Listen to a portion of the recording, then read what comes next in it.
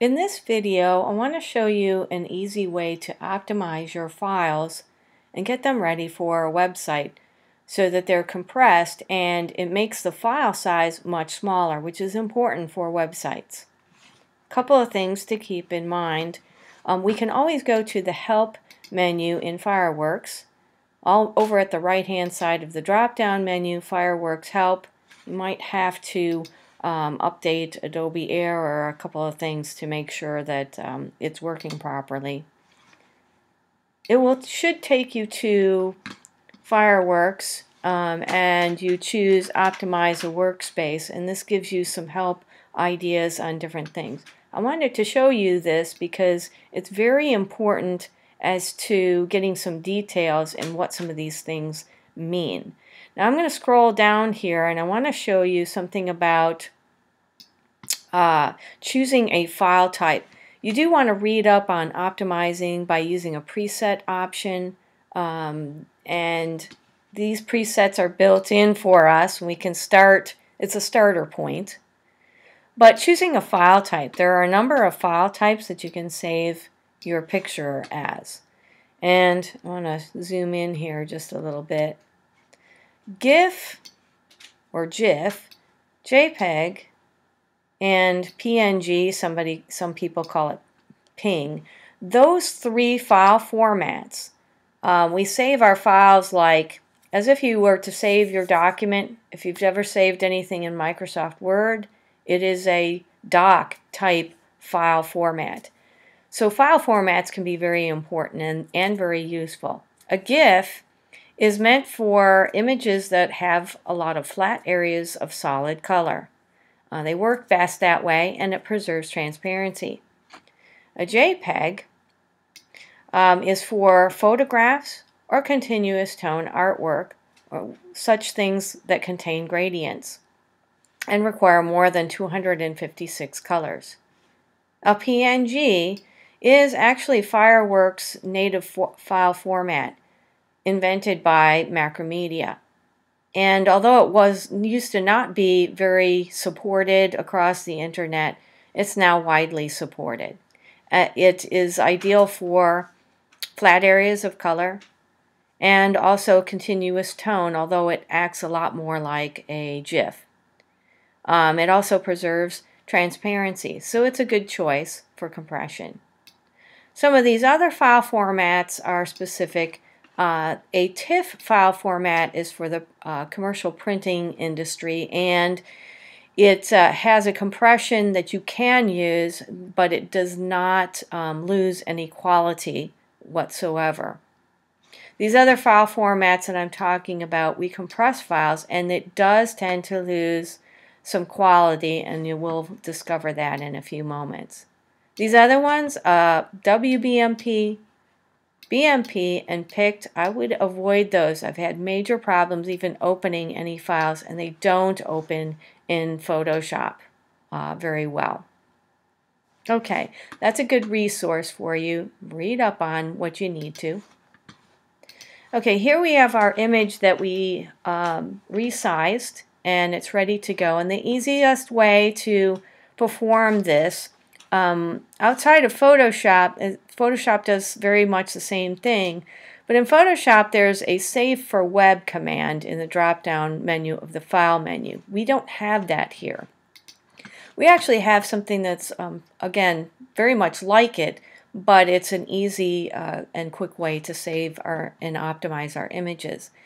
We're looking for the Optimize panel. If you don't see that, in the drop-down menu to Window, look for Optimize or hit the F6 key.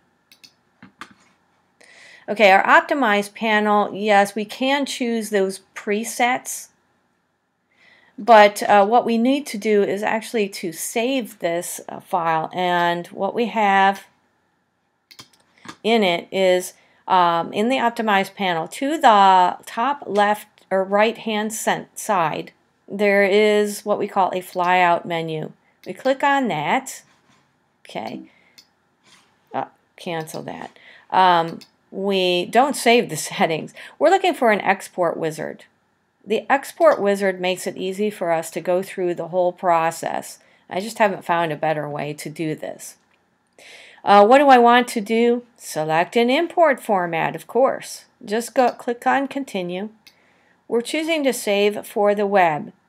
So if we're going anywhere else, we can choose that, but we're saving an image for the web. Let's go ahead and continue.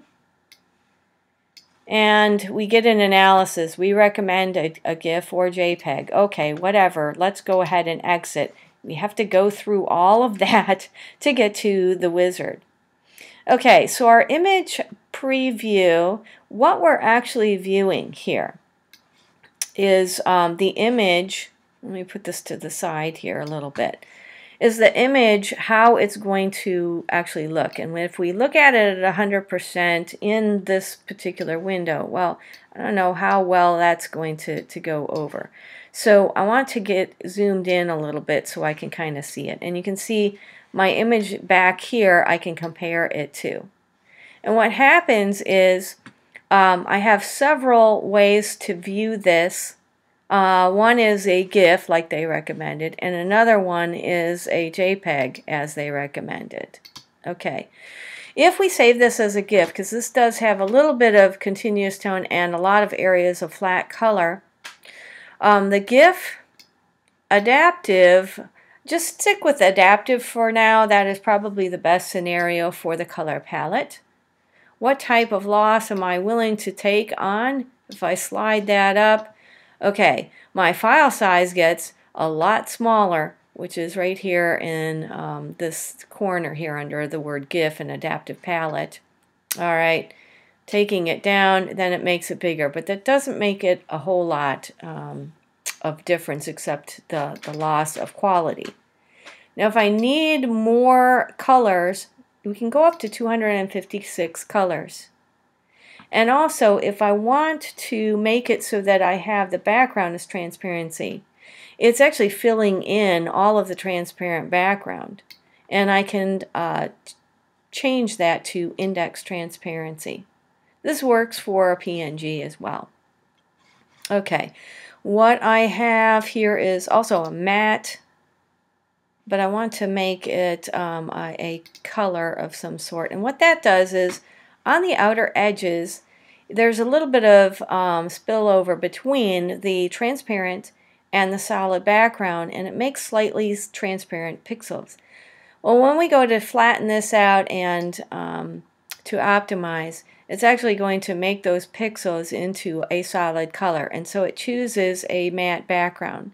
If you know the background color that you're trying to match on the web, then you could choose that as a hexadecimal color or choose one of these colors in the background. So for instance, I've checked the blue here and then the matte around it. It makes the edges between the transparent and the solid color, it makes it a hard edge. So for now I will use white, because using transparency, it just kind of tends to put black in there and white. Okay, so that's kind of a problem. All right, with a JPEG, oh, that's not a great solution because no transparency here. And I'm getting a little bit of pixelation like artifacts in here. The quality is what we need to adjust on a JPEG. And you can see it does save it as a small size, but I really want to see what the GIF is. If I were to save this as a PNG, the file format, let's try PNG 8. It makes it small. I need the index transparency, but I think I'm going to have a problem because these little cells in here, the white is turning into transparent, and that's not necessarily a good thing. Under PNG 24, I don't have as much flexibility, and PNG 32, I actually do, but the file size is at 26.3 kilobytes. I do have an option after this, but for now I want the quality to be higher, and so what I want to do is export. Okay, that brings me to finding out what the location, before I save it or export it, I need a location. And so save as, you want to navigate in your window. Now this is a Macintosh, but you need to navigate to whatever folders that you're saving your images in and name this. And to not save over the original, which this is the original's name. Okay, I was saving this as a PNG, and so the file extension is going to be a PNG. Don't get rid of that.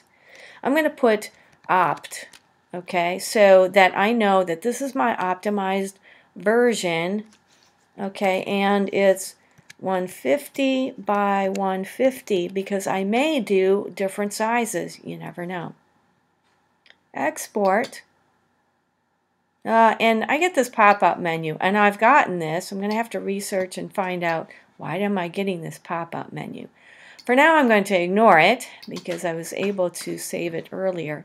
Now, what happens is, I don't know if you noticed this, but my corn, this is the original corn PNG. Where did my optimized version go?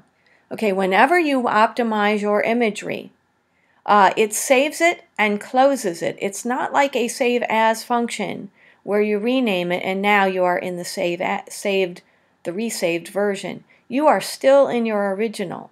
So if you want to make sure you preserve your original, if you close it, okay, without saving it, please don't save it yet. Do you want to save the changes you made in the document?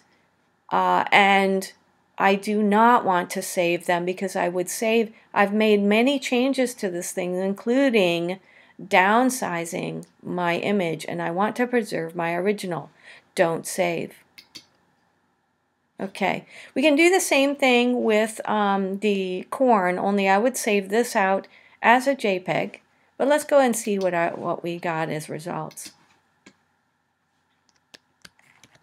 Okay, here in where I saved my objects, the corn PNG, that's my original, used to be, and where were we? The size is 775 kilobytes.